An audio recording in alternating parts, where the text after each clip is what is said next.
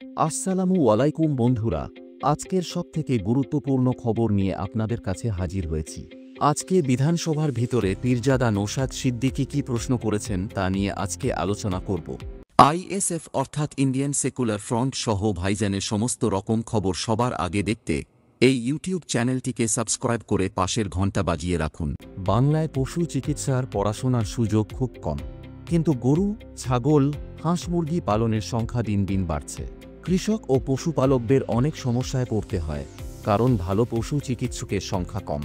এই বিষয়ে বিধানসভায় সরব হলেন ভাঙ্গরের বিধায়ক পীরজাদা নওশাদ সিদ্দিকী। গতকাল 11ই মার্চ বিধানসভায় প্রাণিসম্পদ বিভাগের মন্ত্রীর কাছে পশু চিকিৎসা শিক্ষার অবস্থা নিয়ে প্রশ্ন তুললেন নওশাদ সিদ্দিকী। তিনি জানতে চান, বর্তমানে রাজ্যে কয়টি পশু চিকিৎসার কলেজ আছে, সেই কলেজগুলোতে কতজন শিক্ষক পড়ান আর কতজন ছাত্রছাত্রী সেখানে পড়াশোনা করে। তিনি আরও জানতে চান, নতুন কোনো পশু চিকিৎসা কলেজ খোলার পরিকল্পনা সরকারের আছে কিনা। এখন পশ্চিমবঙ্গে পশু চিকিৎসা শিক্ষার সুযোগ কম। অনেক ছাত্রছাত্রী পশু চিকিৎসক হতে চায়, কিন্তু কলেজ কম থাকায় তারা ভর্তি হতে পারে না। অথচ গরু, ছাগল, হাঁস মুরগি, মাছের খামার, দুগ্ধচাষ সবই বাড়ছে। যদি পর্যাপ্ত পশু চিকিৎসক না থাকে, তাহলে খামারি ও কৃষকদের অনেক সমস্যা হবে।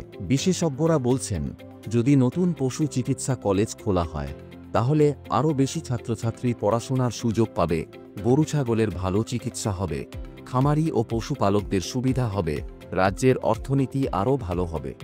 এখনও প্রাণিসম্পদ দপ্তরের মন্ত্রী এই বিষয়ে কিছু বলেননি, তবে বিধানসভায় এই বিষয় নিয়ে আলোচনা শুরু হয়েছে, যা ভবিষ্যতে বড় সিদ্ধান্তের দিকে এগোতে পারে।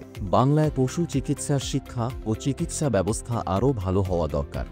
সরকার কি নতুন কলেজ খোলার ঘোষণা দেবে, নাকি ছাত্রছাত্রীরা আগের মতো সমস্যায় পড়বে? আপনার মতামত কি? নতুন পশু চিকিৎসা কলেজ কমেন্টে জানান।